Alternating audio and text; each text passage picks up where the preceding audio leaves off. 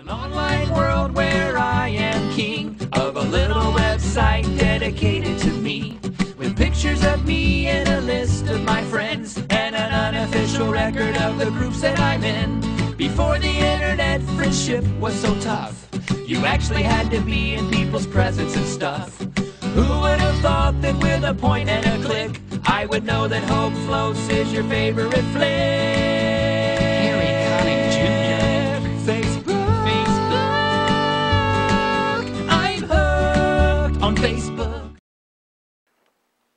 In the past decade, politicians have learned to use all the tools at their disposal during election campaigns to reach a greater audience in a shorter time span. Politicians must go where the voters are and deliver their message in a format that they can readily accept and understand.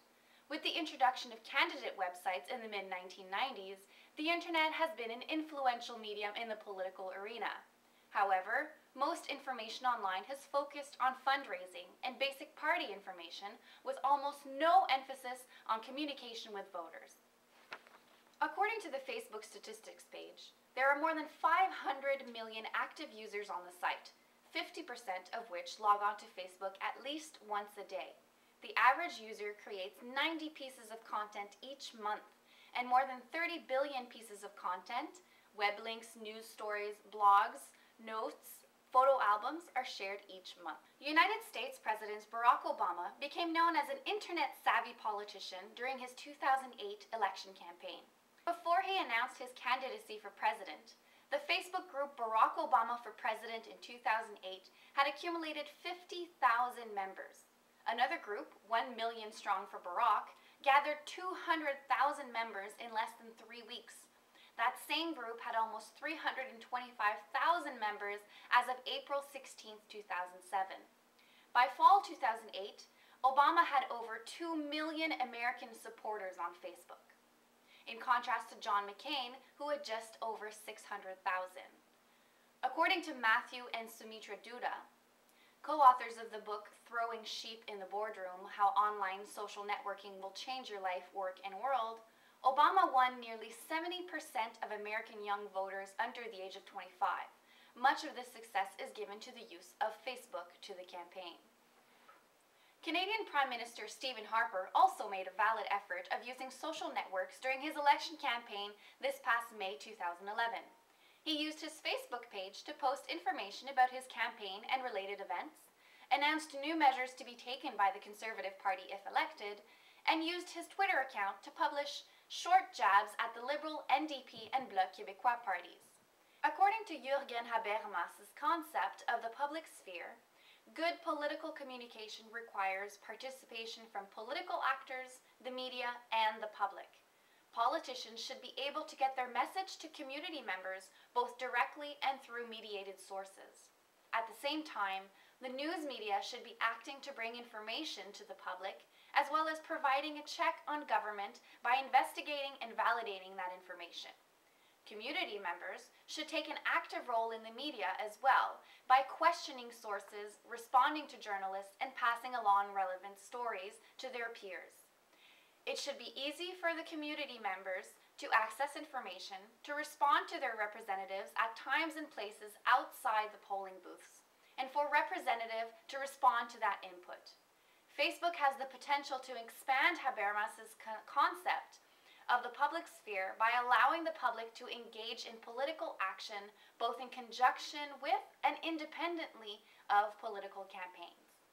Facebook provides campaigns with the ability to organize and communicate with supporters in a very efficient way. At the same time, it provides members of the public with the ability to voice their opinions and organize independently. Furthermore, as noted by Bill Browning, co-owner and editor-in-chief of the Billerico Project, the news that takes newspapers and magazines days to report can be published online in seconds with this new technology. Social networking sites are working towards more dialogic type of communication as opposed to previous campaign sites that employ one-way communication, argues Kay Swister and Ruth Ann Weaver of the University of Georgia. Facebook combines the best features of local bulletin boards, newspapers, and town hall meetings and places them in one location that is available at any time in practically any location. Groups and events allow members from different communities to come together for a common cause, interest, belief, or gathering. During election campaigns, candidates are able, through these features, to contact supporters and organize events, mobilize and organize thousands of supporters, send out messages to members regarding meetings or campaign updates.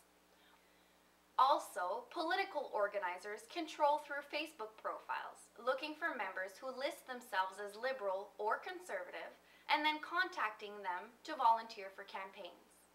According to Jeff Giulotti, political science professor at Bentley College, the real benefits of social networking sites will be felt in the future for those candidates who continue to engage their supporters after the election is over by promoting a genuine sense of community among them.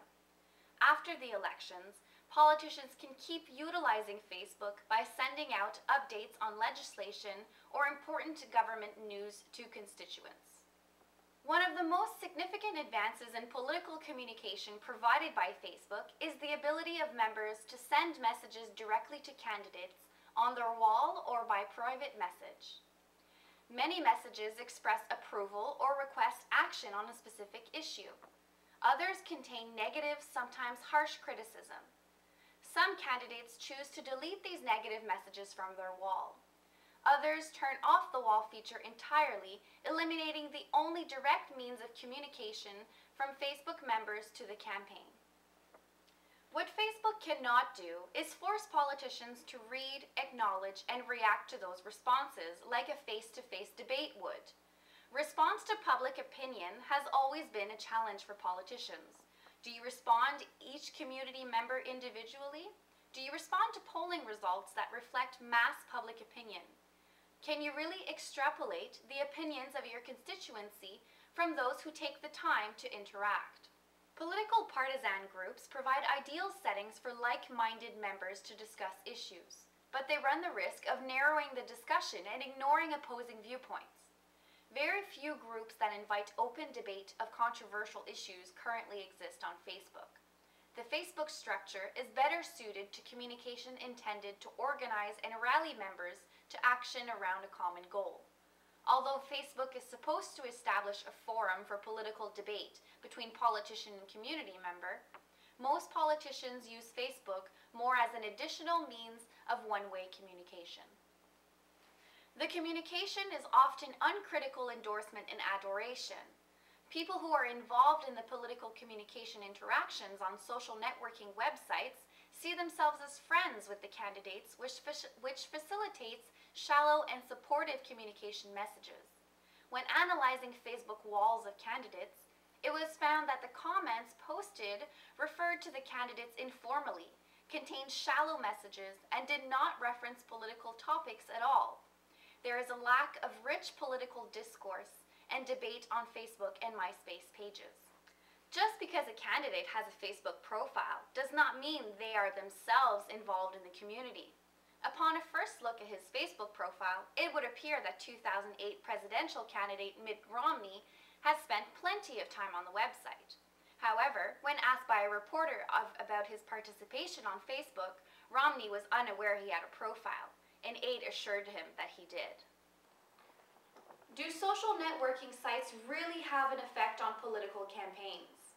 According to Adam Collins, communications director for Kathleen Falk's 2006 campaign for Wisconsin Attorney General, Facebook was more beneficial in gaining earned media than it was as a tool of recruiting supporters, maintaining contact with those supporters, or activating supporters. Collins views Facebook as an additional way for campaigns to communicate with supporters, but he does not consider it to be more effective than creating an email list for contacting students and young professionals. Dana Boyd, fellow at Harvard Law School's Berkman Center for Internet and Society, believes that the people who enter into political discussions online are those people who already are active politically. Therefore, the internet is not a way to gain new voters. Contrarily, Rune Carlson thinks that Facebook may be a way of gaining the votes of those people who are politically aware, but still unsure of their party affiliation. Few features instituted by Facebook are original, but their combination is what makes Facebook effective. MySpace, Meetup.org, photo sharing sites, email, and other tools for electronic communications all have value in political communication, but the significance of Facebook is that it combines all of those services together with a network of members. Facebook's ability to integrate political communication into a broader social network is what separates it from a campaign website. Campaigns can bring their messages in people's home where they interact. Social networking sites are particularly constructive by allowing candidates to seem more relatable to the general public. According to Edward Erickson, PhD student in political science at the University of Massachusetts, voters make political decisions based on self-identification with the candidate rather than self-interest. Even if millions of young Americans are identifying themselves with political groups and taking their political discussions online, none of it matters if they do not take the next step and participate in the real world. Real-world political participation can include making financial contributions, participating in political rallies, and most importantly, voting. Historically, young Americans are the least likely to vote. Whether increased political communication on Facebook will actually increase voting rates among younger demographics remains to be seen. This does not mean that Facebook should be the sole environment for political communication. Facebook only works to supplement existing real-world communities, real-world political issues, and real-world news stories. The vast majority of information on Facebook comes from some other location. What Facebook does is bring members of a community together and provide a means to share information through a single network. As Communications Director Adam Collins pointed out, Facebook is not about to become the primary means of communication for political campaigns. The majority of communication between candidates and members is still primarily one way, but the value of Facebook comes from its members' power to organize and respond in a public setting. The use of the internet for political communication needs to be studied more closely. The quality of the political discourse on social networking sites has been called into question, and the types of political communication messages available need to be further researched. The internet has incredible potential to change democracy and promote political engagement. Citizens have more opportunities than ever before to have meaningful democratic discussions over the internet. If people discuss politics with other citizens, they will be more informed, tolerant, and reflective. If people identify with candidates, they will be more likely to voice their opinion on election day.